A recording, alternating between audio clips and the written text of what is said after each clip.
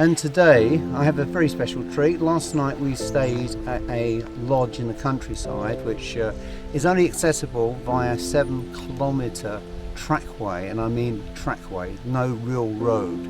So it was a very bumpy and slow journey getting here last night. But what I want to show you is quite special, and particularly so this sad moment following the death of the Queen. We have something that has a royal connection. Now what could that be? I will show you right now.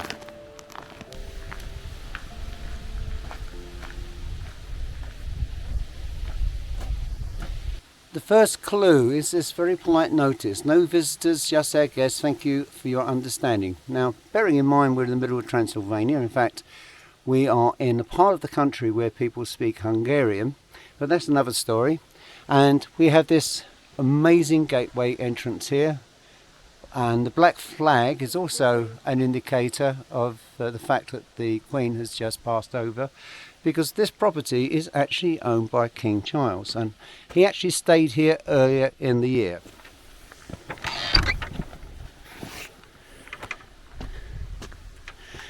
And as we come through the estate, these are the ladies that work here, you might see passing by.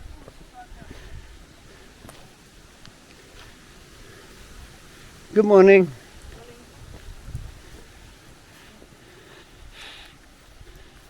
The first thing that catches your eye is this rather unusual house. I say unusual because most traditional properties here tend to be one story. And this is the dining room, which would have been used by King Charles and his family, and no doubt his special branch entourage.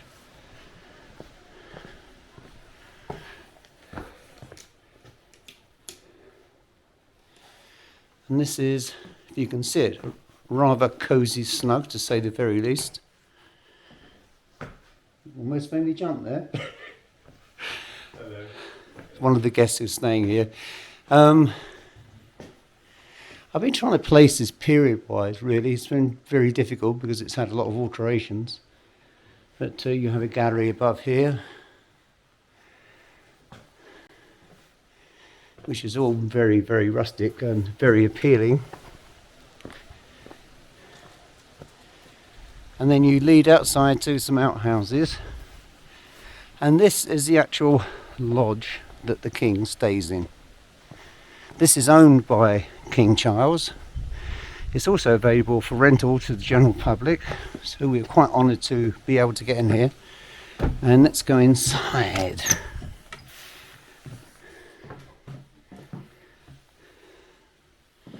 As you can see, it's a very snug and cosy room. There's an ensuite bathroom and toilet, which is through here. I wonder, did the King take a bath here? And then this leads out into, if you like, a waiting room. And back into the master bedroom stroke lounge. All very Transylvanian in decor, very cosy, and dare I say, English. Apart from this unusual ceramic fire, which is traditional Romanian. And apparently these heaters in the winter generate so much heat, and they are so efficient, it would easily heat these rooms. And there's a rather French looking armoire, wardrobe, writing desk. So you can imagine periods of quiet reflection in here. Now, bearing in mind, to get here, as I said, was a 7 kilometre trackway, which took ages, particularly so in the late of the night. So obviously this was a place that appeals to him because of its isolation. In fact, it's actually cut away from the world. And this is what I actually love about this part of Romania. It has that isolation, it has that feel. Sadly, many of the villages have become depopulated. People have moved from here into the bigger cities, and particularly Bucharest. And this is the butler's room.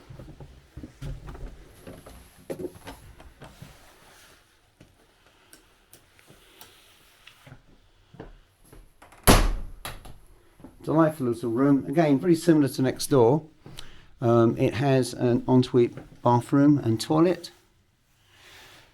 Very cosy and very quiet, but the most amazing thing about this place is the sheer isolation. I cannot underscore too strongly how fantastic it is to be in a place where you hear neither cars nor aircraft or indeed any form of modern interruption.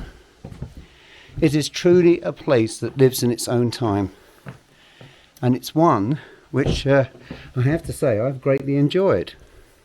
I'll shut the door, and one is here. What do you think of this place? Yes, it's beautiful. It's much nicer than the other one that we stayed at. And this is actually the one location that Prince Charles I mentioned that, to, or King Charles, every year. King Charles every year. He spends about a week here.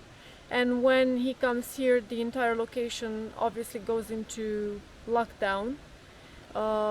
He would stay in the apartment that we stayed in, and next to his apartment is the butler's room, and from what we've been told, Prince Harry came here as well, and it's a beautiful location. It is really beautiful. I think the images speak more than the words could do.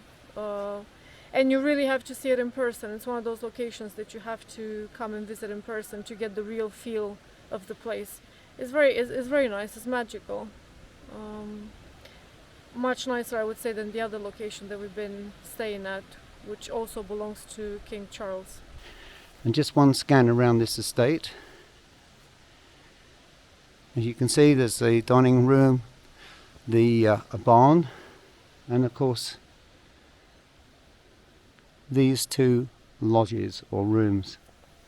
And the estate stretches out much further. I tend to be focused more on where we were staying last night, but it enjoys some amazing views, and if you're not used to walking up hills, this isn't the place for you.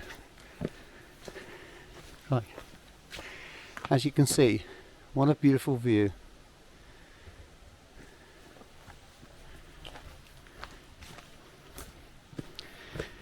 It truly is a tranquil existence. And what we're hoping to do this week, the reason we're here, this is an overnight stopover because today we are looking for our own slice of Transylvanian life.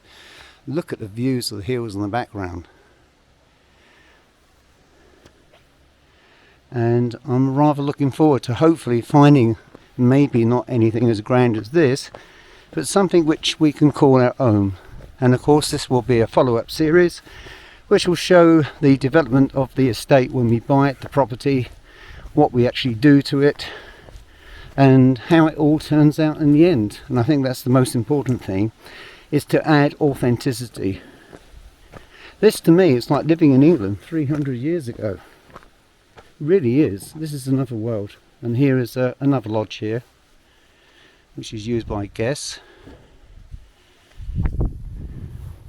And one thing I do like about these estates, in this case a farmhouse and farmyard, are these grand gates, these wooden gates. And out into the village. It's actually a village where we are at.